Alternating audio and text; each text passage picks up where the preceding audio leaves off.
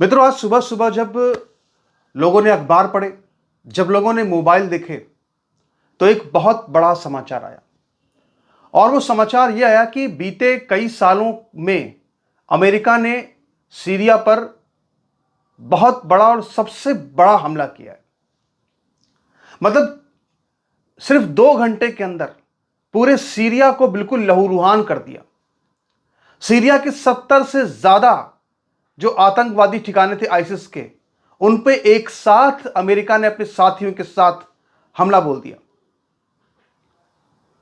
और यह सब क्यों किया गया?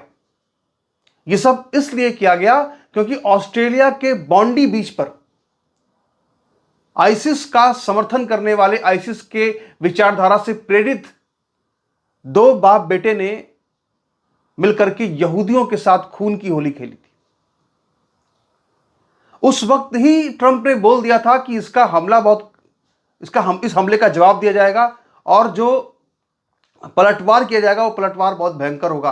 और आज वो नजर भी आया कि वाकई में पलटवार बहुत भयंकर था। एक साथ 70 से ज्यादा ठिकानों पर हमला, 100 से ज्यादा गोला बारूद के साथ हमला, बड़ी संख्या में इसमें जो आतंकवादी आईसिस के हैं उनकी लाशें जो है वो गिरी हैं। और इस पूरे के पूरे हमले में सबसे खास बात क्या रही, जो लोगों को बड़ी बेचैन कर रही है, जिहादियों को बड़ी इस पे समझ में नहीं आ रहा है, जो हमेशा कहते रहते हैं ना कि अरे हमला तो ऑस्ट्रेलिया में हुआ था, तो सीरिया में क्यों पलटवार किया है? आप जानते हैं ना हमारे देश की कितनी बड़ी कमजोरी रही है। दाऊद भले ही कितने अटैक करता रहे पाकिस्तान से भारत के ऊपर, लेकिन भारत में दाऊद के रिश्तेदारों को, दाऊद के लोगों को कोई हाथ नहीं लगाएगा, उनसे कोई पूछताछ नहीं होगी। क्यों? क्योंकि मानवता की बात है। अरे उसने हमला किया है तो हम उसको, दाऊद को मारेंगे, हम दाऊद के साथ जो करना करेंगे, हम यहां उनके लोगों को क्यों परेशान करें? पर अमेरिका की सोच ऐसी नहीं है, इजराइल की सोच ऐसी नहीं है। इजराइल को पता है कि दर्द का जवाब दर्द से दिया जाएगा। अगर ऑस्ट्रेलिया के अंदर यहूदियों को दर्द दिया गया आतंकवादियों के द्वारा, तो आतंकवादियों को दर्द दिया जाएगा, चाहे वो कहीं पर भी हो, दुनिया के किसी कोने में हो, जहां पर उनको मारना आसान होगा वहां पर मारा जाएगा। और यही चीज जो है वो अमेरिका ने करके दिखाई है। सबसे बड़ी बात यह है कि आखिर ये जो पूरा हमला हुआ, इस हमले से जिहादियों को बड़ी मिर्ची लग रही, बड़ा बड़ा दुख हो रहा है।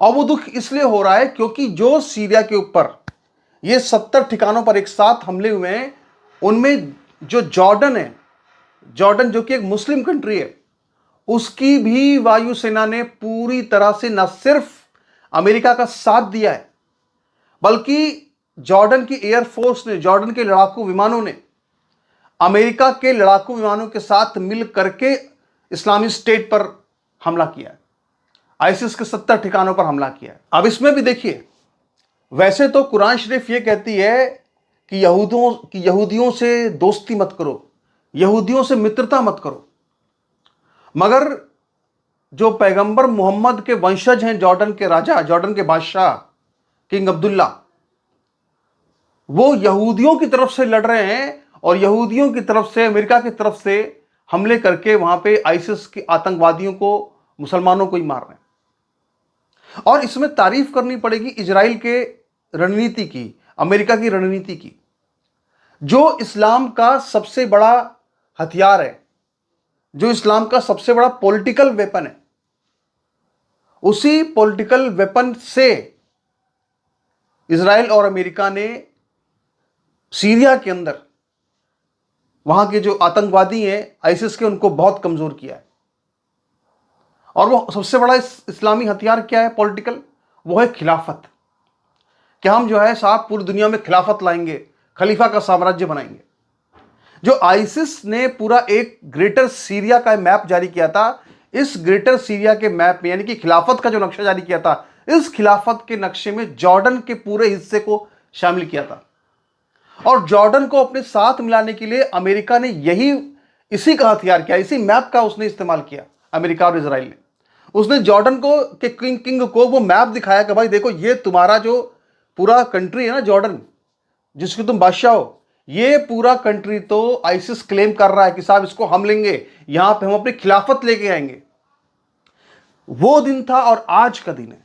तब से आज तक लगातार जॉर्डन बिल्कुल कंधे से कंधा मिलाकर सीरिया के साथ खड़ा है, इजराइल के साथ खड़ा है, अमेरिका के साथ खड़ा है और सीरिया के अंदर घुस करके हमले करता है। क्योंकि सीरिया के अंदर जो आईसिस के संगठन है वो भी जॉर्डन के अंदर एक विद्रोह करना चाहते हैं, एक बगावत करना चाहते हैं कि वहां पे किंग के खिलाफ एक बगावत हो जाए। इन सबको जानते पहचानने के बाद ही जॉर्डन अपने हितों को देखते हुए अमेरिका के पूरी तरह से यूएस के साथ खड़ा है। ना सिर्फ साथ खड़ा है बल्कि साथ में मिल करके लड़ाकू विमानों से सीरिया के आतंकवादियों पर हमले भी कर रहा है, सीरिया के अंदर आईसिस पर हमले भी लगातार कर रहा है। अब यहां पर आप देखिए कि फिर वही बात कहूंगा कि यहूदियों की जो खोपड़ी है वो कितनी तेज चलती है, बहुत तेज। इस पूरे सीरिया के इलाके में एक तरफ तो जो गोलान हाइट्स है उस पर इजराइल कब्जा कर रहा है और दूसरी तरफ इस वक्त जो सीरिया के राष्ट्रपति हैं, या सम्मान देने की क्या जरूरत है, जो सीरिया का राष्ट्रपति जो कि पहले आतंकवादी था वो राष्ट्रपति बन चुका है, अहमद अल शारा। तो अहमद अल शारा को अमेरिका ने अपने साथ ले लिया है। था तो वो आतंकवादी, लेकिन अमेरिका ने, इजराइल ने यहां बुद्धि लगाई कि अगर इसको हम अपने साथ नहीं लेंगे तो ये चला जाएगा रूस के साथ, इससे अच्छा इसको अपने साथ ले लो।